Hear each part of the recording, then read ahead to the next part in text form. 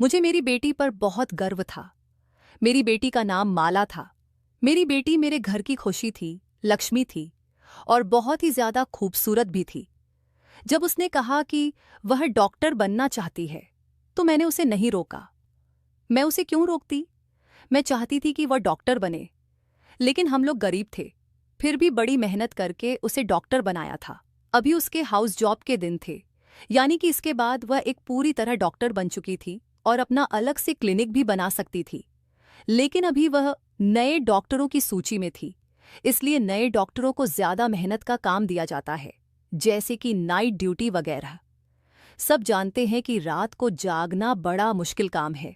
जब उसने मुझे बताया कि उसकी नाइट ड्यूटी रहेगी, तो मैं बड़ी परेशान हुई। मैंने कहा कि जब तक तू घर नहीं आएगी, बेटी, मैं परेशान रहूंगी। वह मेरी इकलौती बेटी थी। मेरे दो बेटे भी थे, लेकिन जो प्यार मुझे बेटी से था, वह बेटों से नहीं था। उसके पापा भी उसे बहुत प्यार करते थे। घर में उसकी एक बुआ भी रहती थी, वह भी उसे बहुत चाहती थी। उसने कहा कि मैं ड्यूटी बदलवा नहीं सकती, ऊपर से ऑर्डर आया है। आप परेशान मत होना, अस्पताल में मैं अकेली थोड़ी होती हूँ, और भी लोग होते हैं। उसने बड़े प्यार से, बड़े तरीके से मुझे समझाया। मैंने क्या मसला है, लेकिन वह बड़ी जिम्मेदार थी।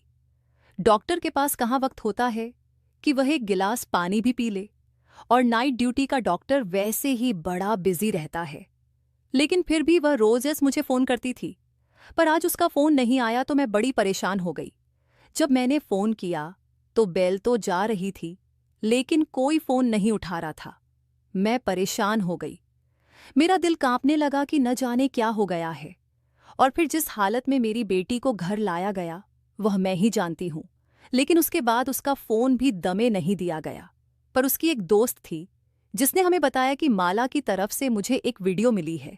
वह जब हमारे घर आई तो उसके फोन में एक वीडियो थी, जो हमें मिल गई। जब उस वीडियो को चलाया तो पैरों के नीचे से जमीन निकल गई थी, और फिर पूरा देश मेरी बेटी के साथ खड़ा था। उस वीडियो के अंदर एक दिन मेरी बेटी अस्पताल से वापस आई तो कहने लगी, माँ, भगत मुझे एक सवाल का जवाब तो दे कि अगर आपके सामने कुछ गलत हो रहा हो तो क्या उसे रोकना चाहिए? मैंने कहा, हाँ बिल्कुल रोकना चाहिए। क्यों नहीं रोकना चाहिए? ये तो भगवान भी कहता है कि सिर्फ सच्चाई और हक का साथ देना चाहिए। मेरी ये बात सुनकर वह कहीं खो गई। मैंने कहा, माला खाना खा ले। कहाँ खो गई है? देख, आज तेरी पसंद का दाल भात बनाया है। उसको यह खाना बहुत पसंद था और वह देखते ही खुश हो जाती थी, लेकिन आज कहीं खोई हुई थी। जब मैंने बार बार पूछा तो कहने लगी, माँ, अगर कुछ ऐसा बुरा हो रहा हो जिसको रोकने की आपके अंदर ताकत भी ना हो, तो फिर क्या करना चाहिए? मैंने कहा, तो फिर भी लड़ना चाहिए बेटा, कोशिश करनी चाहिए। जब इंसान कोशिश करता है तो भगवान उसका साथ देता है। पर तू किस बारे में पूछ रही है और इतनी परेशान क्यों नजर आ रही है? कहने लगी, कोई बात है, बस एक टेस्ट है। उसमें नंबर लगवाने की कोई बात चल रही थी तो उसके बारे में कह रही थी। मुझे उसकी इस तरह की बातें समझ नहीं आती थीं, क्योंकि मैं ज्यादा पढ़ी लिखी नहीं थी, और फिर वह तो डॉक्टर बन रही थी। बस मैं चुप करके सुन लेती थी।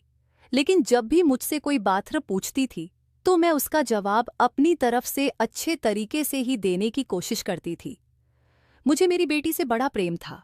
हम लोग बड़े गरीब थे। उसके लिए मैंने अपना जेवर बेचा था और बड़ी मुश्किल से उसकी फीस भरी थी। मुझे उससे बहुत प्यार था। वह एक अच्छी बेटी और अच्छी इंसान थी। एक दिन वह बालकनी में खड़ी थी जब अचानक से डर गई और भागती हुई नीचे आ रही थी कि मुझसे टकरा गई। मैंने कहा, क्या हो गया बेटा? तू इतनी परेशान क्यों लग रही है? सब अच्छा तो है ना? उसने कहा, एक लड़का खड़ा है। मैंने कहा, कहाँ खड़ा है? कहने लगी, हमारे घर के नीचे। मैंने कहा, तो क्या हो गया? यहाँ पर तो बहुत सारे लोग आते जाते हैं, कुछ खड़े होते हैं, कोई फोन पे बात करता है, इसमें परेशान होने की क्या बात है? उसने कहा, आप मेरी बात समझ ही नहीं। वह न रोज यहाँ पर आता है और हमारे घर की तरफ देखता है।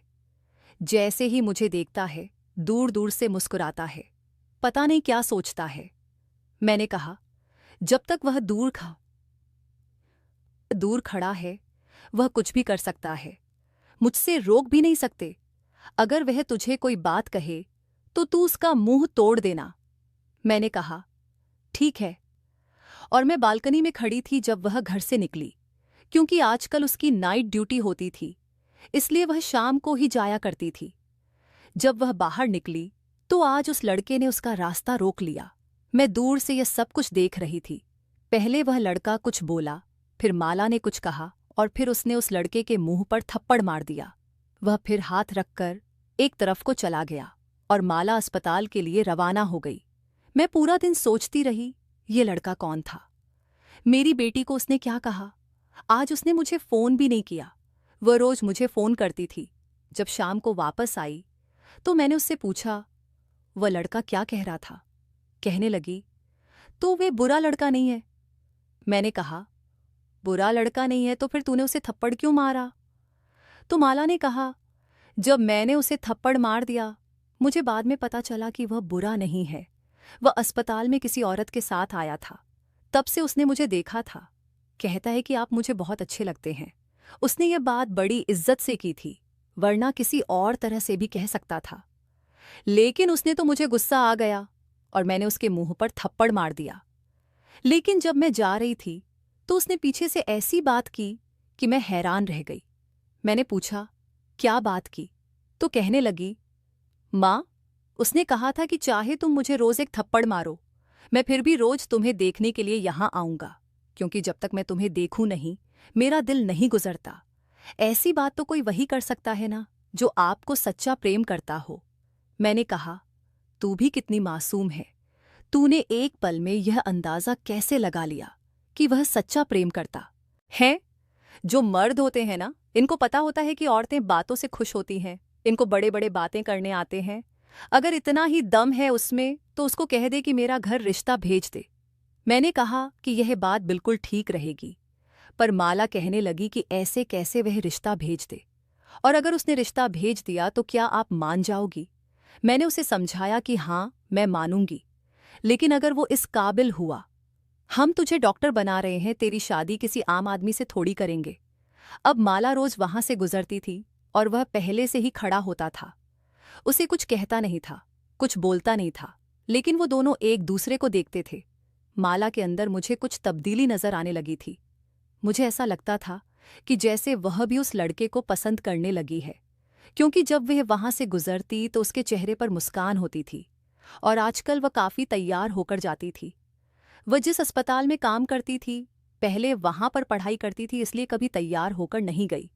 कहती थी कि स्टूडेंट हूं, स्टूडेंट्स को मेकअप करने की इजाज़त नहीं है।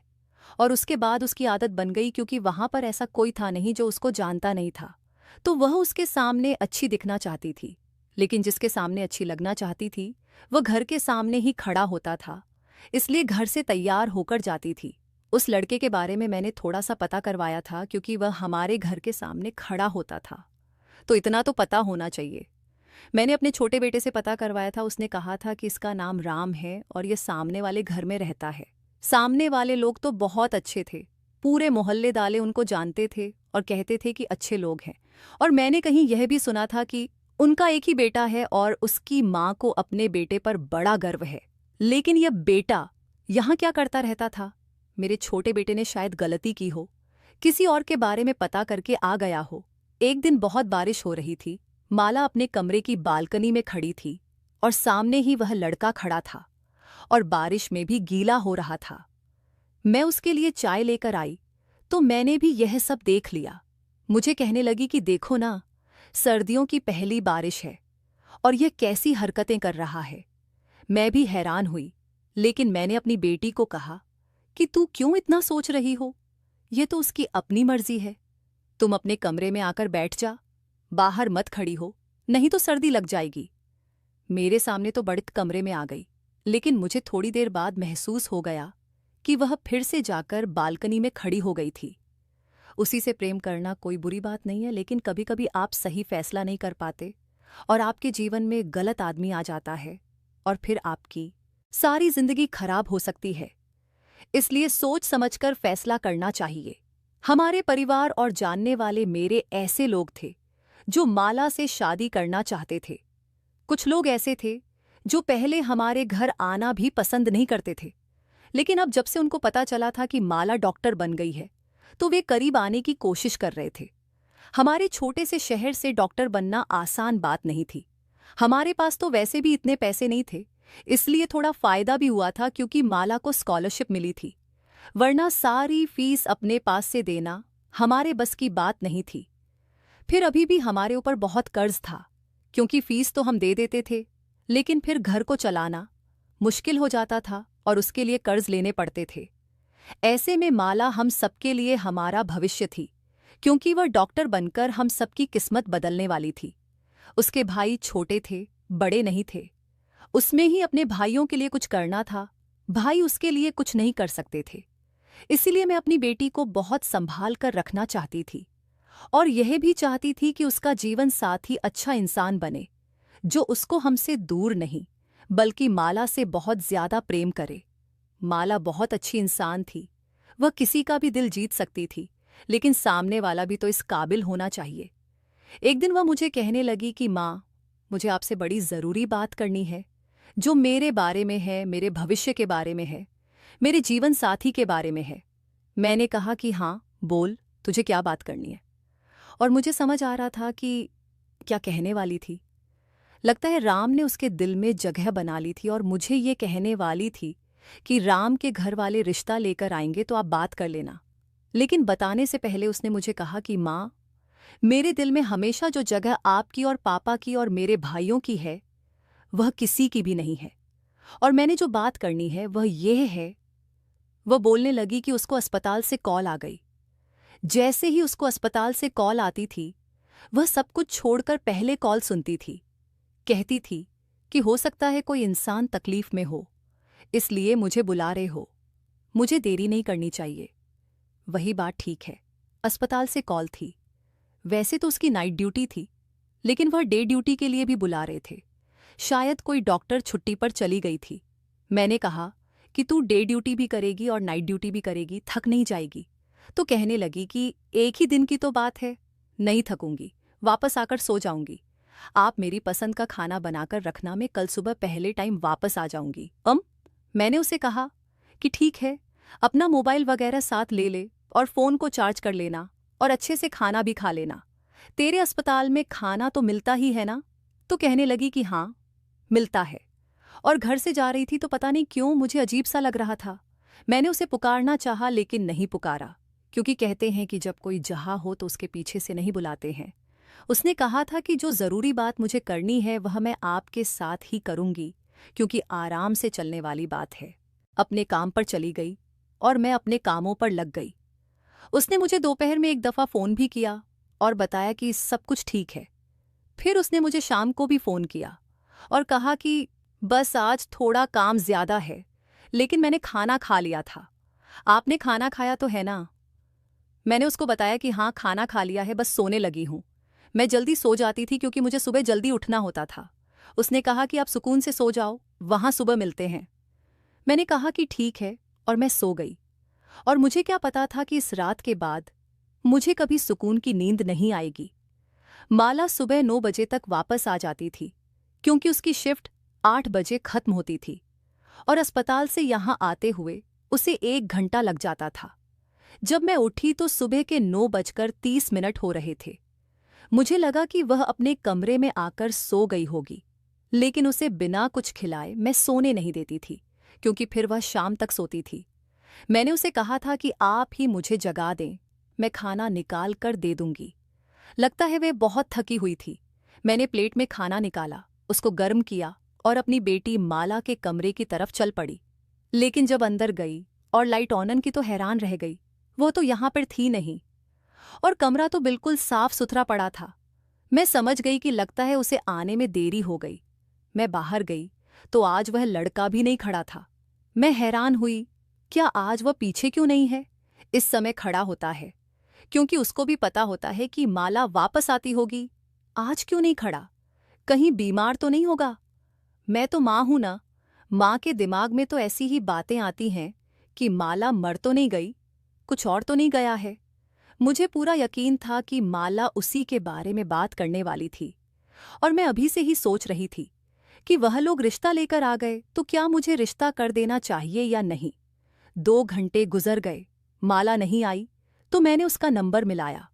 घंटी जाने लगी और मैं इंतजार करने लगी कि कब फोन कनेक्ट हो और मैं उससे बात करूं।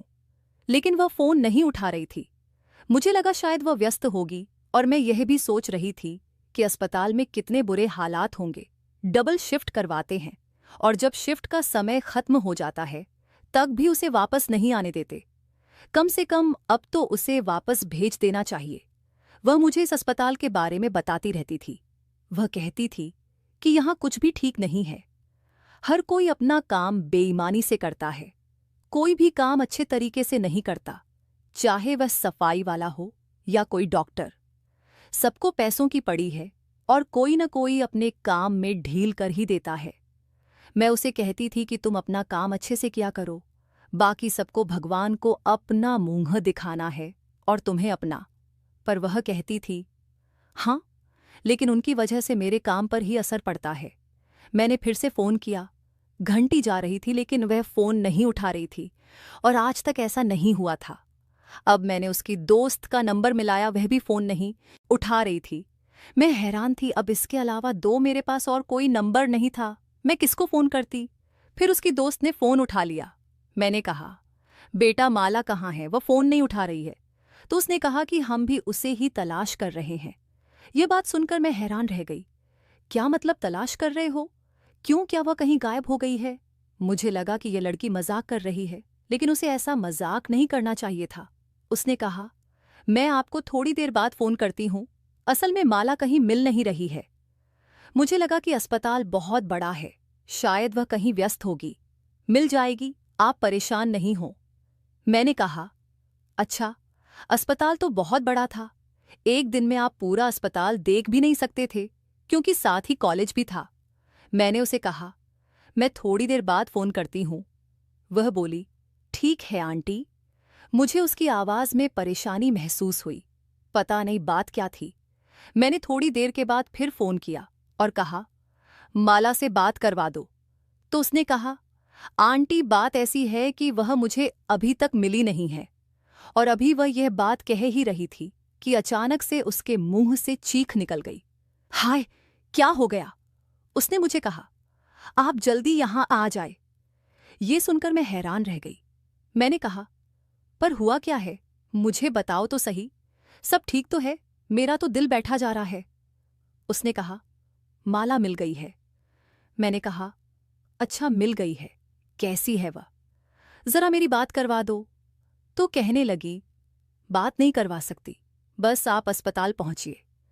जब मैंने पूछा, क्योंकि मुझे ठीक से समझ नहीं आया था, तो वह रोते हुए कहने लगी, अब बस आप आ जाइए आंटी।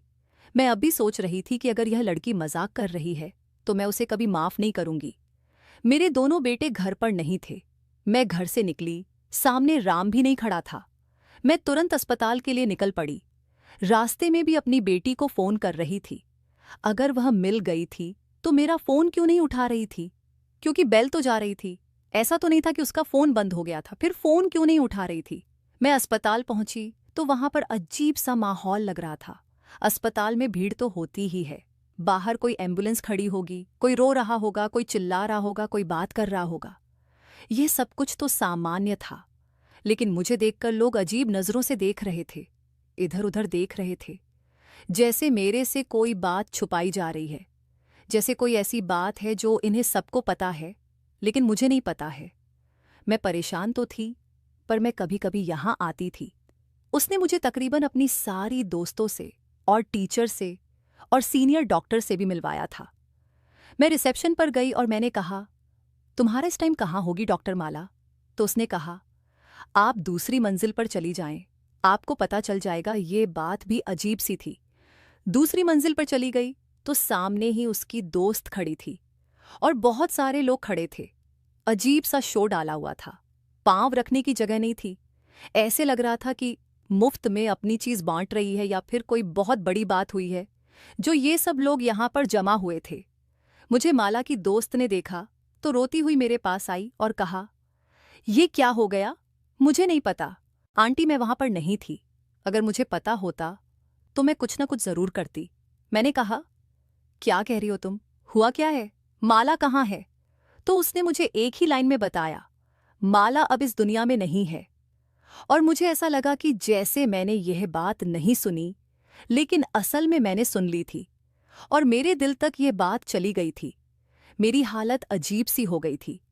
तभी वहां पर एक आदमी आया। उसने कहा, आप हैं डॉक्टर माला जी की मम्मी? उनके साथ बहुत बुरा हुआ है। वह मुझे बताने लगा कि हुआ क्या था। वह मुझे ऐसी ऐसी बातें बता रहा था जो आप अपनी बेटी के बारे में कभी नहीं सुनना चाहती थी। दुनिया की कोई भी माँ ऐसी डिटेल नहीं जानना चाहती होगी जैसी वह मुझे बता रहा था। जब उसने कहा कि 20 लोग थे, तो मैंने हैरान होकर उसकी तरफ देखा। मैंने कहा, क्या कह रहे हैं आप? 20 लोग थे? मेरी बेटी 20 लोग? वह लोग 20 थे।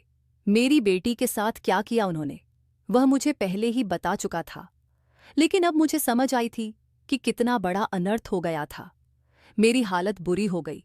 मुझे बस दूर से माला की एक झलक दिखाई गई और उसके बाद मुझे पीछे कर लिया गया और बॉडी को पोस्टमार्टम के लिए ले गए। मेरी हालत इतनी बुरी हो गई थी कि मैंने चीखना शुरू कर दिया। मुझे उसकी दोस्त ने संभाला। मेरे चिल्लाने की आवाज़ पूरे अस्पताल में गूंजने लगी थी। सबको पता चल गया था कि क्या लग रहा है, माला की माँ आ गई है। उन लोगों का कहना था कि नाइट ड्यूटी पर थी और उसके बाद अचानक से कहीं गायब हो गई। उसको कोई मरीज बुलाने के लिए आया था अलीघू। फिर हम लोग उसे सुबह ढूंढते रहे, ललाश करते हुए।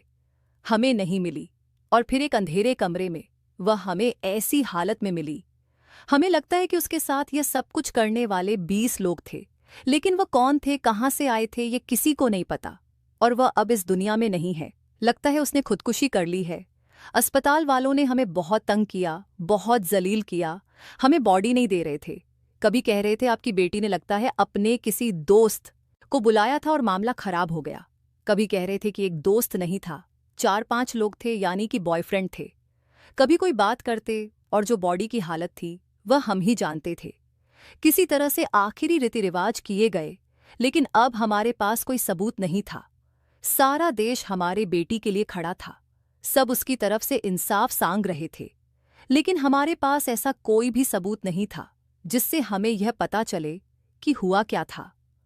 अस्पताल वालों ने जो रिपोर्ट जारी की थी उसमें लिखा था कि डॉक्टर माला ने आत्महत्या कर ली है। लेकिन वह ऐसा कैसे कर सकती थी? वह तो मुझे कुछ बताना चाहती थी। घर से हंसती हुई निकली थी। इसकी आंखों में ढेर सारे सपने थे।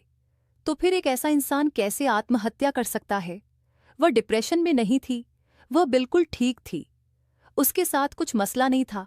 हमने कहा कि उसका फ़ोन कहाँ है, वह हमें दे दें, उसका बैग वगैरह दे दें। उन्होंने हमें सारी चीज़ें वापस कर दीं।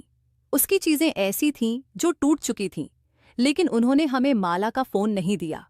हम हैरान हुए कि फ़ोन क्यों नहीं दिया, तो कहने लगे ये सबूत के तौर पर हमारे पास रहेगा। लेकिन उन्होंने राहुल का क्या करना था? जब खुद कह रहे थे कि आत्महत्या ही है, तो फिर सबूत किसको दिखाना था? बहुत कोशिश की थी, किसी तरह उसका फ़ोन मिल जाता, क्योंकि फ़ोन से ही पता चल सकता था कि उसकी ज़िंदगी में क्या चल रहा था। लेकिन उन्होंने उसका फ़ोन हमें नहीं दिया। इस बात को 3 दिन गुजर गए थे और 3 दिन से मैंने राम को भी नहीं देखा था। क्या उसको पता नहीं था कि माला के साथ क्या हुआ था? वह तो इस दुनिया से भी चली गई थी। यह बात तो सारे देश में फैल चुकी थी। तो फिर उसको क्यों नहीं पता था? लगता है वह डर गया था और अपने कमरे में बैठा था। बाहर नहीं निकलना चाहता था कि उसे भी पूछताछ न हो जाए, क्योंकि पता नहीं कितनी दफ़ा यहाँ पुलिस आई थी। मेरी जो हालत थी मैं नहीं जानती हूँ। एक तो मेरी जवान बेटी, जिसको मैंने मुश्किल से डॉक्टर बनाया, इस दुनिया से चली गई है, और यह जानती हूँ कि वह कैसे गई। मुझे रातों को नींद ही नहीं आती थी। मैं पूरी पूरी रात रोती रहती थी। सब लोग इंसाफ मांग रहे थे, लेकिन जो मेरे साथ हुआ था वह कभी ठीक नहीं हो सकता। मेरी बेटी तो कभी वापस नहीं आ सकती। हमारे घर की लक्ष्मी, मेरी बेटी, इस दुनिया से चली गई। अब उसे कभी वापस नहीं आना था। इंसाफ मिलता तो किसको मिलता? एक माँ के लिए हिसाब क्या हो सकता है? क्या मुझे मेरी बेटी को ही वापस लाकर दे सकता था? 1 हफ्ता गुजर गया तो माला की दोस्त अचानक हमारे घर आई और उसने कहा कि मुझे माला की तरफ से एक वीडियो मिली है। उसने कहा कि शायद माला ने उसी वक्त यह वीडियो भेजी थी, लेकिन मैंने भी नहीं देखी थी। मैं बहुत व्यस्त हो गई थी, और डर भी गई थी, क्योंकि मुझे धमकाया गया था और कहा गया था कि अगर कुछ कहा तो अंजाम अच्छा नहीं होगा। उसने बताया, मेरे पास माला की आखिरी वीडियो है, इसके अलावा हमारे पास उसकी कोई याद नहीं है। वीडियो 45 मिनट लंबी है, मैंने अब तक देखी नहीं है, लेकिन मैंने सोचा कि आपको बताना जरूरी है। हमने तुरंत वीडियो को टीवी के साथ कनेक्ट किया ताकि सभी लोग देख सकें। सभी माला को देखना चाहते थे, लेकिन जब वीडियो देखी तो हम हैरान रह गए। ऐसा लग रहा था जैसे यह वीडियो उस पल की है जब वह सब लोग वहां से चले गए थे। माला की कसम खाकर कह रही थी कि वह जिंदा थी और उसने यह वीडियो बनाकर अपने दोस्त को भेज दी थी। शायद उसने इसे अपने अकाउंट से डिलीट कर दिया था, इसलिए उन लोगों ने अब तक हमसे नहीं पूछा कि क्या आपको कोई वीडियो मिली है या नहीं। उसकी हालत बहुत बुरी थी, उसके चेहरे से साफ झलक रहा था कि वह दर्द में थी। वह कह रही थी कि अस्पताल वाले कुछ बहुत बुरा कर रहे हैं, मुझे सब पता चल गया है, इसलिए उन्होंने मेरे साथ यह सब किया ताकि मुझे चुप कराया जा सके। मरीजों के साथ अच्छा नहीं हो रहा है, बहुत से बुरे काम हो रहे हैं अस्पताल में। थोड़ी और जानकारी देने के बाद उसने कहा, माँ, मुझे माफ़ कर देना और रात से भी कहना कि मुझे माफ़ कर दे। मैंने उससे शादी करने का वादा किया था और मैं तुमसे यही बात करने वाली थी, लेकिन अब मैं जिंदा नहीं बच सकूंगी, कोई मुझे नहीं बचा सकेगा। वह अपने भाइयों के नाम लेने लगी। परेशान नहीं होना और तुम लोग मेरा बहुत ख्याल रखना।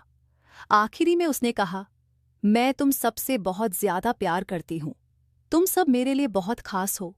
जहां भी रहूंगी तुम सबको याद करती रहूंगी, मेरे लिए उदास मत होना। यह वीडियो देखकर मेरा दिल बहुत दुखी हुआ। माला की दोस्त कह रही थी, इस वीडियो का कुछ न कुछ करके हम इंसाफ दिला सकते हैं। मैं फिर से इतने बड़े दुहक में चली गई थी। एक हफ्ते बाद हमें पता चला कि राम ने आत्महत्या कर ली थी। जब उसे पता चला कि माला के साथ इतना बुरा हुआ और अब वह इस दुनिया में नहीं है, तो उसने भी जहर खा लिया। उसने अपने आप को खत्म कर लिया। यह खबर सुनकर हमें और भी ज्यादा बुरा लगा। राम अपने माता पिता का इकलौता बेटा था, इसका मतलब कि वह माला से बहुत प्यार करता था। जब उसे पता चला कि माला इस दुनिया में नहीं है, तो उसने भी आत्महत्या कर ली। अब इस बात को 1 महीना होने वाला है, लेकिन असली मुजरिमों तक कोई भी नहीं पहुंच पाया है। सब लोग अपनी अपनी बातें कर रहे हैं, अपनी अपनी कहानियां सुना रहे हैं। मेरे पास बहुत से लोग आए हैं, मुझे तसल्ली दी है, कहा है कि सब ठीक हो जाएगा, लेकिन मुझे कुछ भी ठीक नहीं हो रहा है। आप लोग ही बताएं कि अब क्या करें। दिन पर दिन गुजरते जा रहे हैं और वह लोग जो इस सब के लिए जिम्मेदार हैं अभी तक पकड़े भी नहीं गए। आपको क्या लगता है कि माला को इंसाफ मिल जाएगा? दोस्तों, वीडियो कैसा लगा कमेंट करके ज़रूर बताएं। वीडियो को लाइक और चैनल को सब्सक्राइब ज़रूर करें।